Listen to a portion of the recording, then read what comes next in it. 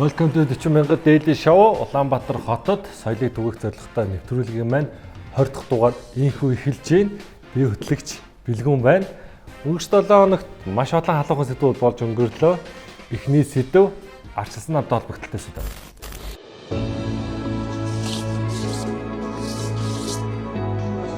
За баярлалаа. Сайн байна уу да? Сайн. Саналаа өгч гин үү? Тэгш. Ажил өндрөө. Оо сайхан талдаа бүжинээд орон даяар эвлэх найтайхан л явж ах шиг байна.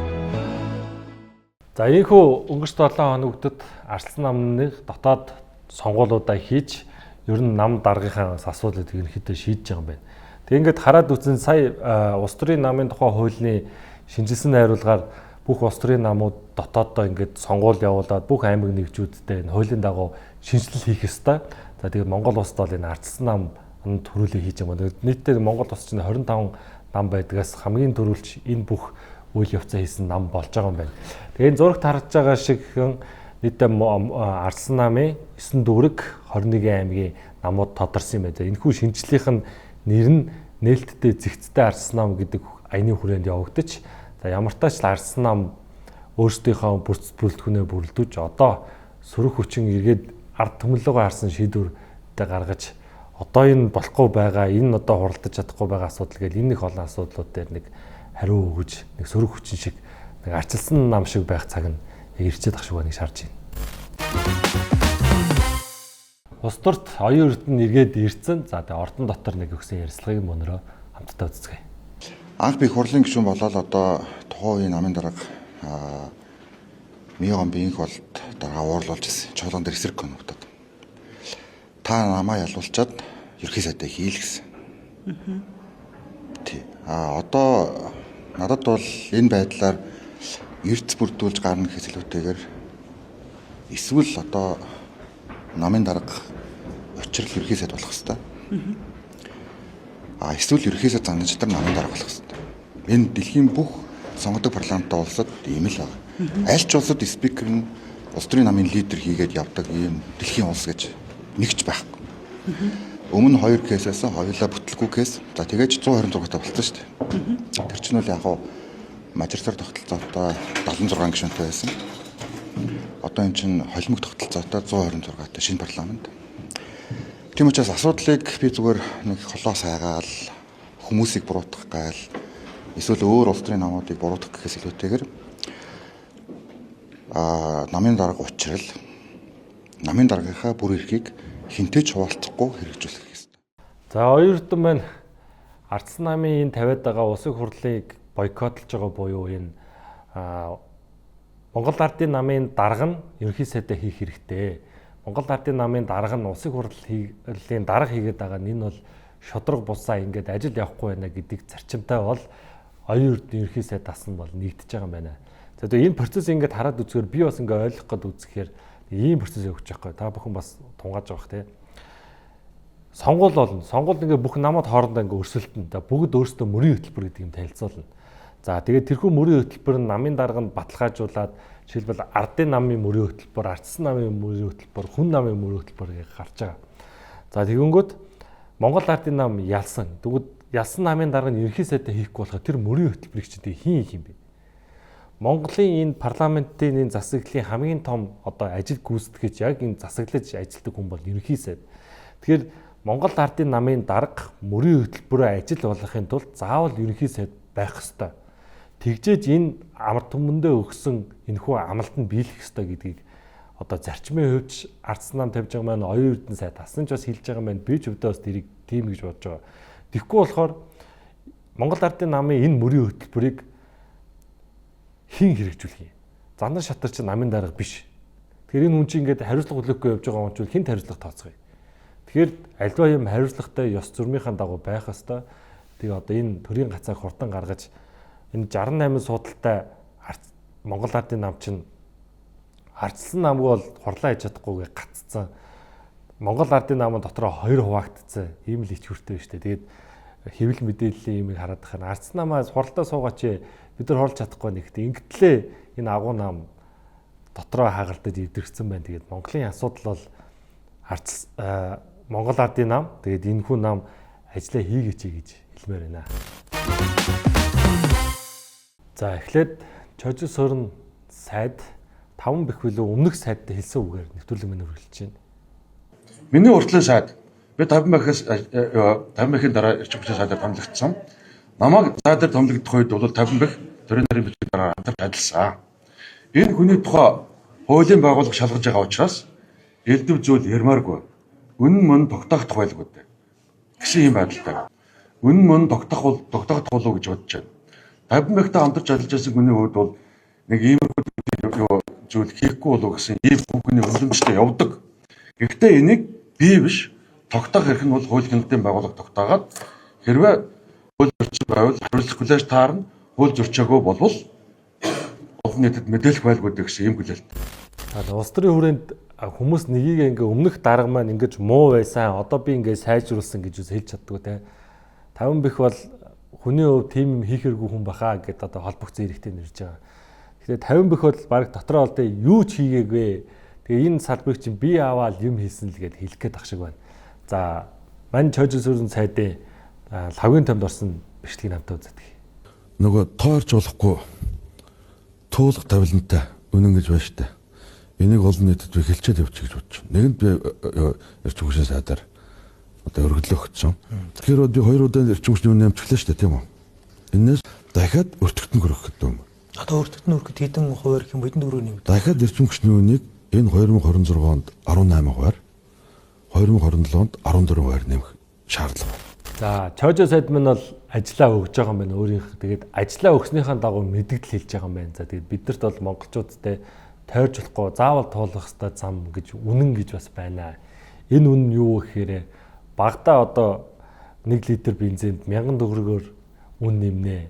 Нэмээд цахилгааны төлбөрийг дахиад 30-аас 17% дахиад цахилгааны төлбөр нэмнэ гэж буухтай хэлж байна. Уг нь бол бид нар бол яг энэ үндэсний стратеги буюу аюулгүй байдалтай холбогдолтой нэрчим үүснийхээ салбарт ус төржгүйгээр яг бодит байдалтайгаа нүүр тулаад энэ сайд дарга нь үнэнгээ хэлээд өрх өстө үнд нь нэмэхэр бол нэмээд хэрвээ ингэж нэмж чадахгүйсээр байгаад улсаараа тоггүй гэдэг дампуурлах шин. Тэгээд мань сайд бол ажиллаа өгтөл үннээ нэмэх талаар хэллээ. За цаан чин бензиний үн нэмнэ гинэ. Одоо ингээд тогтворгүй байгаад шүү дээ. $110 болоод $100 болоод ингээд Америк нэгдсэн улсын ерөнхийлөгчийн одоо холбогдох мэддэгдэл бусад одоо үүс нөхцөл байдалтай холбоотой газрын засны үн тогтворгүй байгаа. Тийм учраас энэ дараа одоо саруудаа үн буугаад явах юм бол буугаад явна. Ийм одоо нөхцөл байдалтай бол одоо компаниудтайгаа уян хатан нөхцөл байдалтай хамтарч ажиллаж байгаа. Хамтхан үедээ бид хүн аваад сая нөөцлийгээд өнөөдрийн байдлаар 1300 вагон цистерн одоо газрын засны бүтээгдэхүүн савгүй бууж чадахгүй Улаанбаатар төмөр замын зам дээр зогсож байна. Ийм учраас бид бүхэн энэ Монгол Улсын одоо их хурлд асуудлаа танилцуулж, засгийн газарт асуудлаа танилцуулж энэ 200 мянган одоо метр кубаар саваа нэмэгдүүлээ гэдэг ийм одоо ажлын бодлогын ажил хийгдээд одоо аж ахуйн нэгжүүдтэйгээ хамтраад ингээд ажиллаж байна. Тэгэхээр энэ савны хэмжээг одоо түүхэндээ нэмэгдүүлээгүй явсан нь одоо том алдаа. Одоо ингээд нэмэгдүүлэх болж байгаа нь хамгийн том хэрэг, сайн хэрэг. Үн хямд үед бид бүхэн одоо нөөцлөө те үн өндөр болсон тодорхой хэмжээний хомсдол үүссэн үед тэр үс одоо бий болгосон нөөцрөө тодорхой хэмжээний тохируулах хийж явах хэрэгтэй. Тэгэхээр өнөөдрийн төвшөнд бол Монгол Улсын одоо газрын засны бүтээгдэхүүн нөөц бол хангалттай байна. За өчигдрөөс эхлүүлээд ингээд бензиний өмнөнийг 95 дээр лав 95 дизель түвшин дээр 300 төгрөгөөр 92 дээр бараг 1000 хүртэлх хувиар нэмэгдэж байна. За тэгээ энэ нь болохоор Дональд Трамп Иран руу дайрсан энэ хүү шийдвэртэй холбогдлолтойгоор үнний үн нэмэгдэж байна. Мөн бензин нөөцлөх савууд хийж ин хэрвээ бензинийн үн буурвал бусаад үнэ бууруулна гэж байна. Тэгээд бас энэ салбарыг маш олон жил төрөөс татаас өгөж яг өөрийнх нь зарчмаар явуулаагүй зөвхөн сонгуульд ялахын тулд арга хэсэл болгож ашиглаж исэн үнэ нь одоо бүр яг ингэ дийлхэ байгаад задрах дээр толчаад байна. Тэгээд ер нь л Монгол улсад болж бүтэж байгаа салбар энэ намын үед буюу энэ эрх баригчдын үед үнэхээр нэг чалгатай. Одоо ингээд дагаад юмны үн өснө, бүх юмны үн өснө. Яанда бүгдэр. За өнгөрч 7 хоногт төрийн албан байгууллага руу хаанаас ч мэдээлэл аваад нэг сэтгүүлснээр оржээ. Төрийн байгууллагын албан агчид баяр тэмдэглэхдээ төрийн албан ёсны өрөөнд, төрийн соёмтой өрөөнд Монгол орныхаа газрын зураг руу шээгээ зогсож исэн асуудлыг бид их тодор мэдээлснээс болсон. Монгол улсынхаа газрын зураг руу төрийн албан хаагч нь төр тангараг өргөсөн соёмтой өрөөндөө бие засаа зогсож байгааг нь нийтэд ямар ч цензургүйгээр мэдээлсний төлөө өнөөдөр энэ 50 сая төгрөг энэ 30 сая төгрөгийн асуудал яригдлаа л та. Гэтэл би аваагүй мөнгө авсан гэж хэлвэл ямар ч боломжгүй шүү дээ. Энийг нотлоо тогтоогоод өгөөч гэж би хүсэж байгаа. Ямар ч нотлох баримтыг гаргаад өгөөч гэж хүсэж байгаа. За яалчгүй бас топ сэдвүүдийн нэг байлаа өнгөрсөн 7 хоногийн тэгээд өрөөндөө шээсэн, архиусан, за энэ хүн албан хаагчийг ажлаас нь хал гэдэг. Би бичлэгтээ бол өөрийнхөө нэвтрүүлгээр нүрийг гаргахгүй нь бол хүний эрх. Гэхдээ энд манайхан нэг юм хаанаас ч юм гээд мэддээд яваад ороод ирдгийн те. Тэр хүний тэгж төрийн албан дээр орж өрөөндөө архиух, за тэгээ бүр тэр зөв зогсгүй бие засах хэдэр бол муухайч зөв. Бид нар бас ихтэй нэгийнхаа ингээд камер байж хүний эрх рүү бас халдж байгаа үзэг надад харагдаад байхгүй юу? Яа тэр мэдээллийг яаж ав? Тэгээ шууд ингээд явж оронгуудаа ингээд за тэгээд харж яхнаа бол дээд дооргүй л юу ёс суртахууны юу нэлээ өндөр доголдолд орсон. Тэр төрийн албан хаагч тэр дээд доотлон гэсэн бүгдээрээ нэг юм нэг л болохгүй байгаад байна те. Тэгээд энэ хэргийн дараа бас тэр сэтгүүлч дээр нэг асуудал болсон билээ. Тэр хүү бичлэгийг хамтдаа үзье. За дахиад хэлье. За манай сайтын бүхэл одоо гар утас, компьютер програм бүгдийг нь одоо хурааж авсан латсан. Одоо хүртэл манай сайт үйл ажиллагааг нам зогссон байгаа. Одоо та бүхний ажиллагчдын гар утсаараа дамжуулалтаа хийж байна. Одоо ингээд эрүүгийн цагдаагийн албанаас хэлж байгаа ганц зүйл нь болохоор үнэхээр энэ хүн чинь би давхар байсан үний юм уу гэдэг зүйлийг тавьж байгаа. Хүн ийм зэрлэг балтад байж болдго юм уу? Хүн ийм байж болдго юм уу? Хэдий ингээд төрийн албан хаагч нар ч гэсэн дээ. Төрийн албан за эрхлэгчийн арга гэрийн зүгээс бас ирсэн байна.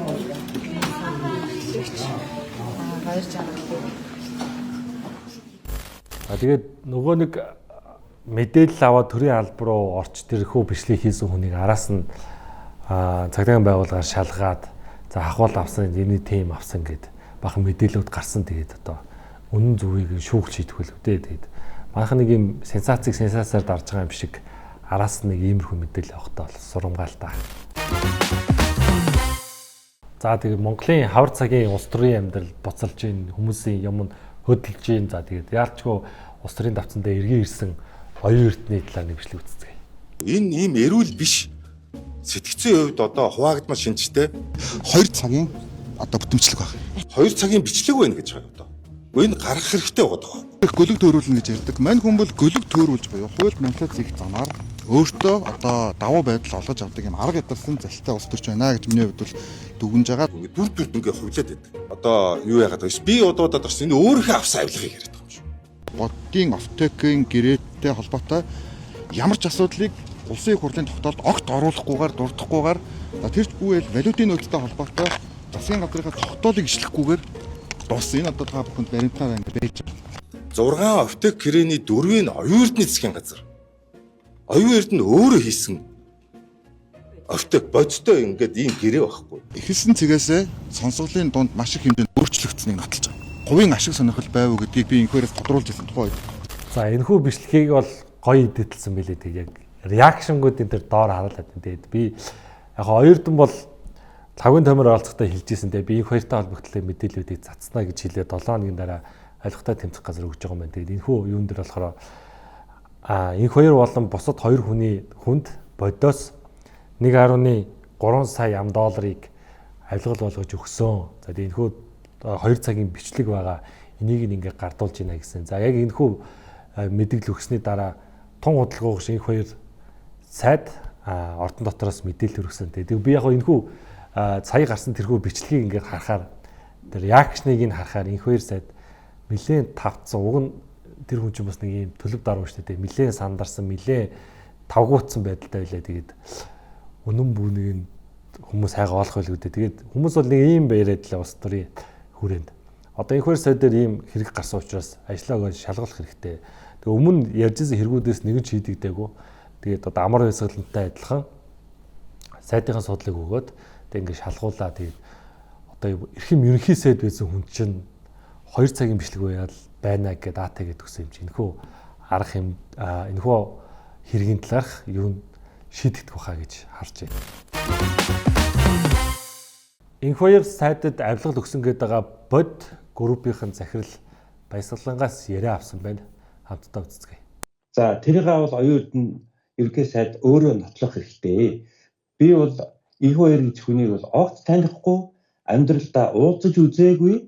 Дээрээс нь би ямар нэгэн хүнээр болон дамжуулж, элдв хангаа ямар дамжуулж тэр хүнтэй бол огт харьцаж үзээчгүй, ерөөсөө тийм бодолч байгаагүй. Тэр 22 онд өлүүд тэр нүүрсний сонсгол хийсэн. Тэр нүүрсний сонсгол дээр бол би яг очихсан газар нь очсон, асуусан бүх асуултанд хариулсан. Тэр нүүрсний сонсгол одоо бүтэн өдөр үргэлж ирсэн. Тэр сонсголын бичлэг гэсэн одоо байж байгаа. Тэр сонсголоос ч өмнө сонсголын дараач тэр ер нь би тэр энх хоёр гэж хүнтэй хизээч уулзаж байгаагүйгээ бас хэлмээр. Тэгэхээр тийм юм огт болоогүй. Тавчхандаа тэгээ баг энэхүү бичлэгийг үзэхээс өмнө яриа авч ийн гэдгийг би сонсчоод дотор бодж лээсэн. За тэгэл ер нь тайлбар тодорхой тэгээ би танихгүй үзээгүй хараагүй тийм хүн ямар ч хүн байдгийн амьдралдаа уулзаж үзээгүй гэж ярьж илээ. Тэгээд энэ хоёр сайдыг одоо танихгүй юм гэж юу яах вэ? Тэгээд ийм том группийн захирал бас хүн байж ич хууль зүйн сайдаа мэдхгүй, улсын хурлын гишүүнээ мэдхгүй байна ч гэж юу яах вэ? Тэгэл манайх нэг иймэрхүү тайлбараар хацаагаад сурцсан дөө. За баг миний нэвтрүүлгийн уламжлал болсон. Би чинь Улаанбаатар хотод төрж өссөн. Тэгээ Улаанбаатар хотын дарагтаа бол манай нэвтрүүлэг бол зайлшгүй холбогдно. Очны үхээр миний нэвтрүүлгийн зорилго нь Улаанбаатар хотын соёлыг түгээх. Тэгээд баг дугаар болгон дээр Нимбаатар дарга оролцож байна. За энэ удаагийн халуухан сэдв нь Туулгоолын хордны зам. За энэхүү хордны замын маргаан дагуулсан асуудал дээр хотын орлогч дарга юу гэж ярьсныг бодоод үзцгээе.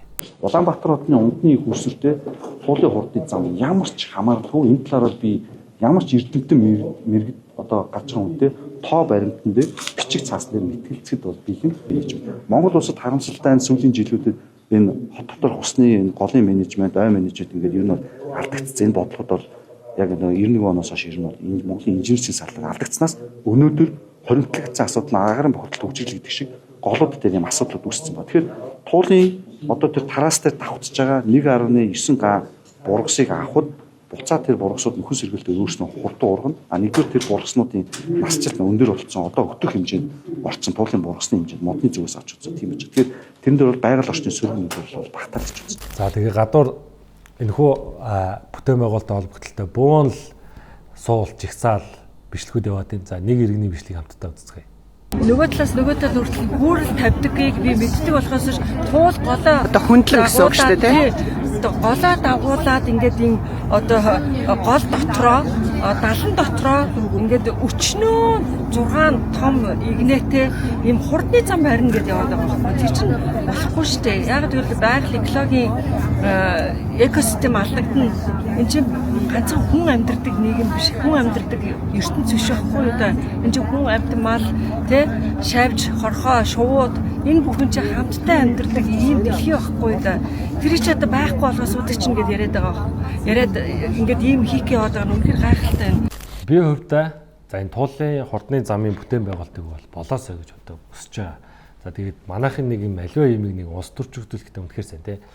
Тэр Нимбаатар дарга өмнөх бондын төлбөрийг төлөө дахиад зээл аваад 5 дугаар цахилгаан станцыг барих гэж шаваа авын тавьсан байгаа гэсэн. Тэгсэн чинь очсноо энэхүү зүйлийг хаанаас мөнгөний авсан яаж яагаан та өмнөх бондоо төлөөгүй дахиад хот бонд гаргалаа гэдэг. Манайх нэг юм ойлгох. Аливаа том бүтээн байгуулалт болохын өмнө заавал бидэрт мөнгө хэрэгтэй. Мөнгийг олохын тулд бондоор босгоно хөрөнгө оруулагч нар авах уу, гадны гас гэсэн зээл төвшмжээр авах уу гэдэг ийм юм баримтуудтай. Тэгээд энэ олон жилүүд ер нь энэ том үндэсний хэмжээний бүтээн байгуулалтыг хийхгүй бас төржүүлж манай Монгол орныг нэг юм бүтээн байгуулахгүй хөгжүүлэхгүй гэсэн бодлого аваад идсэн санагдав тийм. За энэ туулгын асуудал дээр бол би бол барьсаа гэж бодож байгаа. Одоо л гиг үнд энэ хөө туулгыг хамгаалдаг яадаг хүмүүс гараад ирэх юм. Үүн миний санаж байгаагаар бол тэгээ энэ баахан үйлдвэр арьсны үйлдвэрүүдийн туулгын ойролцоогон байгаал усаа хайдаг байхыг хүн тоохгүй баг маш олон жил болсон. За одоо энэ цэвэрлэгч байгууламжаас гарч байгаа энэ бохирдлыг дахиад туулгын одоо хүртэл аварсасаар л байгаа. Тэгэд аливаа энэ бүтээн байгуулалтыг хийжээс улс орон хөгжин бидний амьдрал сайжирна. Энэхүү том бүтээн байгуулалтаа бол би зүгээр хийгээсэй гэж бодож байгаа.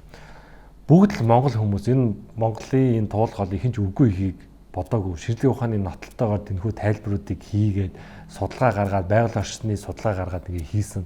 Тэрхүү бургасууд нь олон жилийн насжилтайгаа учраас тэрийг авч яалахад бол асуудал эрсдэл бол бага гэж харж байгаа байлаа. Тэгээ манайхаа ус төрчих газараа ус төржиж бас үндэсний хэмжээний Монгол улсад хэрэгтэй зүйл дээр бас нэг дуу нэгтэй том зургаар нь харж шийдвэрүүд оролцдог байгаасаа гэж үзэж байна. Тэгээд ихэнх хүмүүс бол тэр суулт хийгээд байгаа хүмүүсийг бол дэмжихгүй. Энэ бол улс төрийн зорилготой бодвол тэр нөгөө маргаад исэн хүмүүс нь бас албаар ингээ явуулаад иж магадгүй. Би бол Нямбатар даргаыг сайлаагуудаар боржор асуудал бол үнэхээр хэрэг сэтэрсэн байсан. Гэхдээ үндэсний хэмжээний бүтээн байгуулалтад дээр үзэл санаагаар бол нэгдэх хэрэгтэй. Би бол тэр 5 дугаар захиргааны станц тулын ордын замыг бол хувь эргэн үеийн хувьд бол дэмжиж байгаа. 40 мянга дээлийн шоу үргэлжлэж байна. За тэгээд 40 мянга дээлийн шоуны хотын соёл булан эхэлж байна. За энэхүү буландаа би нэг зүйлийг онцлмоор байна. Одоо ингээ хавар болж байна. Ерөөдөө л ингээд улс төрийн хүрээнд ер нь энэ тийм ингээд асуудлууд бол маш ихээр өдөр болгон болж байна. За би энэ дэр нэг юм тэр нэг уриалах гэдэг байгаа. Нэг манайхан ч одоо нэг уц барай гаргаад ирсэн зүв юм шиг те.